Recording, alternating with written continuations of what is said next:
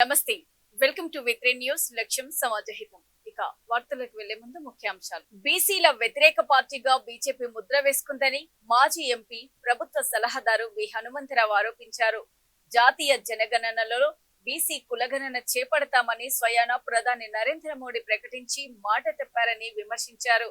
జాతీయ జనగణనలో బీసీల కులగణన చేపట్టాలని డిమాండ్ చేస్తూ హైదరాబాద్ లోని కోటిలోని తెలంగాణ జనగణన శాఖ డైరెక్టర్ కార్యాలయం ముందు చేపట్టిన ధర్నా కార్యక్రమంలో Telangana BC JAC chairman Jajula Srinivas Goud తో పాటు విహెచ్ పాల్గొన్నారు.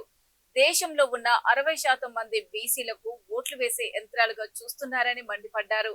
జాతీయ జనగణనలో బీసీ కులగణన చేపట్టకపోతే బీసీలందరూ జనగణనను బహిష్కరిస్తారని హెచ్చరించారు.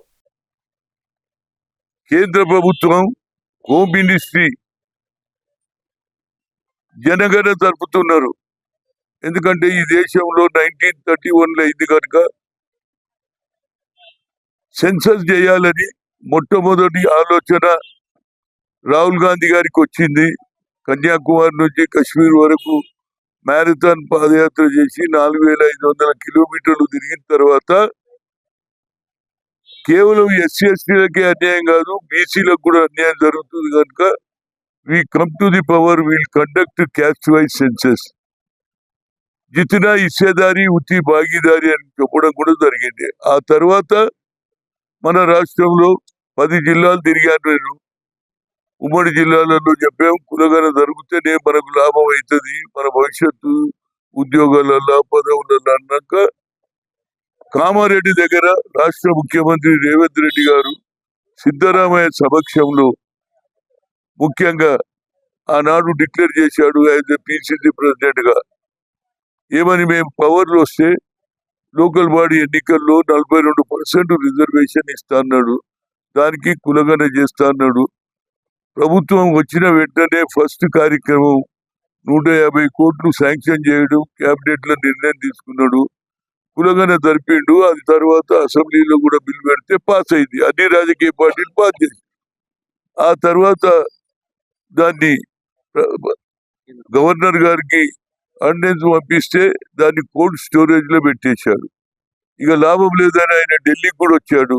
ఢిల్లీ జంతర్ మంతర్ లో ముఖ్యంగా జాజుల శ్రీనివాసు అదేవిధంగా అందరు కార్యకర్తలకు అందరం కలిసి ధర్నాలో కూడా పాల్గొన్నాడు.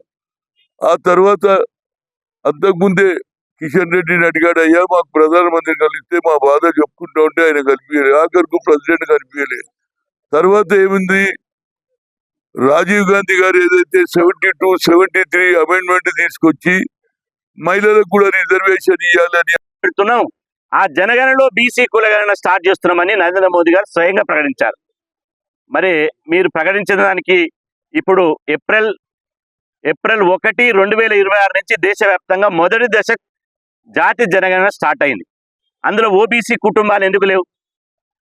భారతీయ జనతా పార్టీ కాదు అది, బీసీలకు అది భారతీయ జూటా పార్టీ. బీసీలకు జూటా పార్టీ, భారతీయ జనతా పార్టీ కాదు. బి అంటే బీసీ, జే అంటే జూటా, పి అంటే పార్టీ. బీసీలకు బీసీ జూటా పార్టీగా బీజేపీ మారిపోయింది. బీసీలకు బీసీల ద్రోవుల పార్టీ బీజేపీ. ఎందుకు ఇలా కులగణన చేయదు? మా వాటా మాకు ఎందుకు ఇయ్యదు? జంతువులకు లెక్కలున్నాయి దేశంలో, పిల్లులకు, కుక్కలకు, నక్కలకు లెక్కలున్నాయి, మనుషులకు ఎందుకు లెక్కలు లేవు? ఈ దేశ పౌరులం కాదా? ఈ దేశం వారసులం కాదా? మేము బడ్జెట్ పన్నులు కడతలేమా?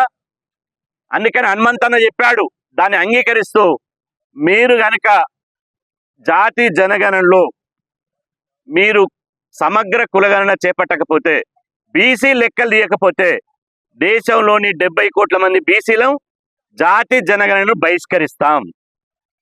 మా లెక్కలు లేనటువంటి జనగణన మాకు అవసరం లేదు. మీరు ఎన్ని కేసులన్నా పెట్టుకోండి, ఎంతమందిని అరెస్ట్ చేయించండి. మమ్మల్ని లెక్కిస్తే, మమ్మల్ని గుర్తిస్తే బీసీ కుటుంబాలు ఎన్ని ఉన్నాయి, బీసీలు ఎంతమంది అని లెక్కిస్తే మేము జనగణనలో పాల్గొంటాం. లెక్కించకపోతే మాత్రం జనగణనను మూకుమ్మడిగా మేమందరం బహిష్కరిస్తాం. కేవలం అగ్రకులాల లెక్కలు తీసుకో, మా సోదర ఎస్సీ ఎస్టీ మైనార్టీలను కలుపుకుంటాం. 90% ఉన్నాం ఈ దేశంలో. 90% మేము బహిష్కరిస్తే మీరు ఎవరు లెక్కలు బయట పెడతారు?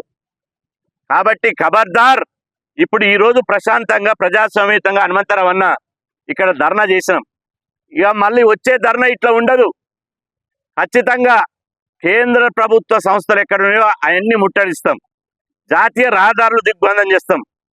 రైల్వే ట్రాకుల మీద శాంతియుతంగా నిరసన